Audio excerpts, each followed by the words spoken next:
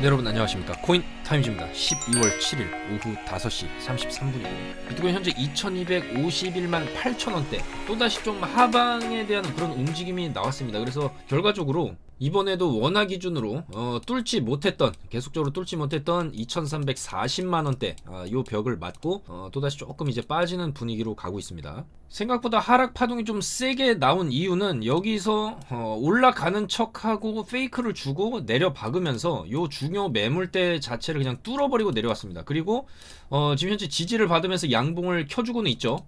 지금 시간봉 기준으로 봤을 때 여기 저점, 그러니까 여기 저점을 딛고 한 번도 이 저점을 온 적이 없이 계속적으로 저점을 높여가던 이 추세 자체가 팍 꺾이면서 지금 여기 저점을 이제 리테스트가 들어가면서 여기서 반등이 소폭 좀 나오고는 있습니다. 그래서 여기서 좀 반등이 세게 물론 나올 수도 있지만은 여기 매물대 자체가 또 이제 저항으로 바뀌거든요. 그래서 이쪽이 이제 저항대가 되면서 여기 맞고 한 번 더 떨어지는 이런 그림이 또 나올 수가 있고, 다음 주에 이제 CPI 미국 소비자 물가 지수 발표가 있고 바로 이어서 FOMC 금리 인상 발표가 있기 때문에 지금 페드워치에 의하면은 50bp 인상률이 77%, 좀 압도적으로 좀 높거든요. 그래서 이제 아마도 50bp 정도 상승하면서 뭔가 좀 시장에 약간 이제 반등의 재료가 좀 터지지 않을까, 그런 관측이 좀 많이 나오고 있죠. 그래서 77%대 23%, 여기는 이제 75bp 인상이 되겠습니다. 그래서 50bp 인상할 확률이 좀 높지 않냐, 그렇게 지금 관측이 되고 있고, 최근에 비트코인이 보여준 움직임 자체가 그래도 이제 여기서 바닥 15.4K 바닥을 찍은 이후에 계속적으로 좀 저점을 높여오는 움직임, 그 다음에 고점도 높여오면서 약간 이제는 좀 뭔가 상승에 대한 그런 기대감을 줬던 게 사실이거든요. 그렇지만은 이 구간에 이제 매물대 자체 돌파가 나오지 못하면서 여기서 한번 눌러놨는데, 중요한 건 다음 주겠죠. 이렇게 눌러놓은 상태에서, 이렇게 차트가 눌러놓은 상태에서 이제 CPI라든지 FOMC 이제 금리 인상 발표가 좀 좋게 나올 경우에 당연히 차트는 위로 솟구칠 수밖에 없고, 나스닥을 봐야 되거든요. 근데 나스닥도 지금 어느 정도 좀 눌러놓는 그림이 나온다. 그래서 지금 이제 한 번, 두 번, 세 번, 이제 네 번이나 지지받는 이 구간, 11540 구간을 지금 또 왔는데, 자, 과연 이 구간을 또 이제 이탈이 나올 건지, 여기서 이제 이탈도 나올 수 있으나, 물론 지금 찍어내리는 힘 자체가 워낙 세기 때문에 여기서 이제 이탈이 나오면 지표가 좋게 나왔을 때 반등도 세게 이런 식으로 나올 수가 있겠죠. 그래서 아마도 지금보다는 이번 주 상황을 좀 더 이제 지켜보면서 좀 더 이제 눌리는 구간이 어느 정도까지 이제 나스닥이 좀 눌려주는지, 그걸 또 봐야 되겠고, 여기까지는 사실 내려가기는 좀 힘들지 않냐, 그렇게 보는 입장입니다. 그래서 어느 정도 요 라인과 요 라인의 중간 라인 정도까지는 한번 눌러줄 수가 있고, 이 정도 구간이 온다라고 하면은 다음 주에 지표가 좋게 나올 경우에 다시 한번 위로 솟구치는 이런 움직임이 나오고, 그 다음에 요 박스를 결과적으로 형성한 이후에 위로 올라가는 이런 형태의 그림이 나오지 않겠냐, 나스닥 같은 경우에 그렇게 좀 예측을 해볼 수가 있겠습니다. 그래서 일단 나스닥도 지금 빠지고 있어요. 그리고 비트도 여기서 이제 바닥 찍고 지금 반등이 이런 식으로 좀 소폭 나와주고는 있죠. 자, 그래서 5시 6분 요거 보고 요거 아래꼬리 심하게 달고 거래량 터지는 거, 요거 이제 바닥 찍고 찐바닥 찍고 위로 들어올려주는 요 정도 반등, 요때도 이제 말씀을 드렸죠. 요때 올라오는 거 보고 롱 반등 나올 수 있다, 거래량 터지면서 받쳤다, 이렇게 좀 말씀을 드렸습니다. 그래서 어느 정도 이 정도 지지 라인이나 이 정도 지지 라인에서 한번 반등이 나와줄만 했는데, 그런 거 전혀 없이 그냥 밑으로 이제 빠지면서 여기서 짧게 손절이 나갔지만, 이 구간에서 다시 이제 롱 반등 관점을 좀 말씀을 드렸고, 이제 중요한 건 다음 주입니다. 지금 이렇게 눌러놓게 되면은 이제 다음 주 지표 발표를 하면서 이렇게 눌러놨다가 위로 튕겨져 올라가는, 눌러놨다가 위로 튕겨져 올라가는, 눌러놨다가 위로 튕겨져 올라가는 이런 그림도 충분히 예상을 해볼 수가 있기 때문에, 어느 정도 이제 빠졌다라고 이제 생각되는 구간에서는 우리가 조금 분할로 롱 반등을 이제 노려보면서, 왜냐면 이제 CPI라든지 FOMC 충분히 좀 기대를 해볼 수 있을 만한 그런 좀 분위기거든요. 지금 분위기 자체가, 물론 CPI는 안 좋게 나올 수도 있겠지만은, CPI 때 안 좋게 나와서 내려박았다가 FOMC 50bp 올리면서 위로 들어올리는 이런 그림도 충분히 또 예상을 할 수가 있기 때문에, 지표 발표 전에 차트를 이제 올려놓는다라고 그러면 숏을 봐야 되겠지만, 이런 식으로 숏을 봐야 되겠지만, 지금 어쨌거나 빠지고 있어요. 여기서 고점 뚫는 척 하면서 결국에 지금 빠지고 있다. 그러면 어느 정도 빠지다가 지표 발표하면서 약간의 이제 반등, 요런 식의 이제 반등을 또 기대를 해볼 수가 있기 때문에, 그런 좀 예상도를 좀 그려가면서 매매에 임하시는 게 좋겠죠. 자, 그래서 요런 이제 매매 타점들, 또 이렇게 수익 인증 올라왔고, 요런 이제 매매 관점들 받아보실 분들은 바로 저희 영상 하단에 있는 저희 코인타임즈 특급 정보방 100% 무료니까 이쪽으로 입장하셔서 정보 받아보시면서 매매하시면 되겠다, 그렇게 좀 말씀을 드리겠습니다. 자, 그리고 위믹스 같은 경우에도 상장 폐지 여부가 오늘 이제 결정이 되거든요. 과연 좀 어떤 결과가 나올지 귀추가 주목되는 가운데 위믹스의 가격은 지금 위아래로 상당히 많이 좀 흔들어대고 있습니다. 그런데 결과적으로 제자리 걸음을 하고 있다. 위로 가지도 못하고 그렇다고 뭐 아래로 빠지는 것도 아니고, 사실 뭔가 이 정도 악재 상패가 될 수 있다라고 하면 여기서 사실 더 빠졌어야 되는 게 맞거든요. 이런 식으로 더 빠졌어야 되는 게 맞는데, 이상한 상승세, 이거는 도대체 무엇을 의미하는 건지 일단 결과가 좀 나와봐야 알 것 같은데, 만약에 상장 유지가 된다라고 하면은 펌핑이 상당히 좀 세게 나올 수도 있겠죠. 아마도 그런 조금 이제 어떤 좀 도박성 이슈에 돈을 좀 걸려고 하는, 아마도 그런 자금들이 조금 몰려서 일단 이런 위아래 흔들기 움직임이 나오고 있는 게 아니냐, 그렇게 좀 해석을 할 수가 있겠고, 여러 가지로 지금 이 블록체인 업황 자체, 비트코인 업황 자체가 굉장히 안 좋은 상황인데도 불구하고 이 골드만삭스 같은 경우에는 이 CEO가 암호화폐 때문에 블록체인 기술 혁신이 막히면 안 된다, 이렇게 얘기를 했어요. 골드만삭스 최고 경영자 데이비드 솔로먼이 월스트리트 저널에 블록체인 기술을 옹호하는 내용의 글을 기고했다, 이런 뉴스인데, 자, 그래서 제대로만 사용하면 블록체인 기술은 금융산업의 혁신을 이끌 수 있다, 이렇게 얘기를 했고, 우리는 이미 거래가 몇 분 만에 이루어지는 블록체인 기반 거래 플랫폼을 개발을 했다.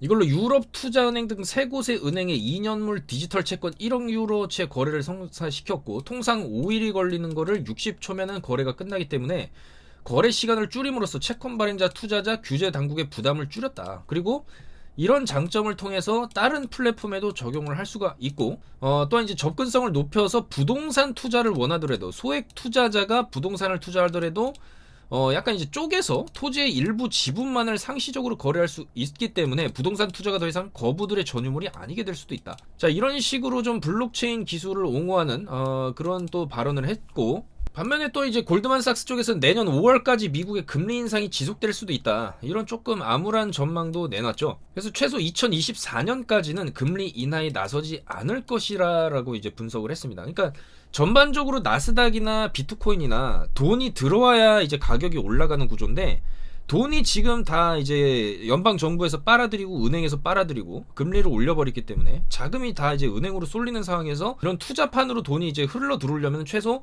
금리를 좀 낮추는 그런 시그널이 나와야 되는데, 그거는 이제 2024년까지는 조금 힘들지 않겠냐. 왜냐면은 22년에 줄기차게 금리를 올렸고 23년은 좀 지켜봐야 되겠죠. 23년 아마 하반기부터는 금리 인하 시그널이 나올 수가 있다고 봅니다. 그렇지만은 본격적으로 금리를 인하하는 시점이 24년이 될 수가 있고, 만약에 24년에 금리를 내릴 것이다라는 관측이 나오는 그 시점에 시장은 이미 선반영을 하면서 가격 상승이 이제 미리미리 나오는 게 또 투자 시장이기 때문에 23년, 그러니까 내년이죠. 내년 불과 지금 한 달도 안 남았습니다, 여러분. 3주 뒤면은 새해가 밝는데, 이 2023년 상반기가 어떻게 보면은 최대 고비일 수가 있겠다.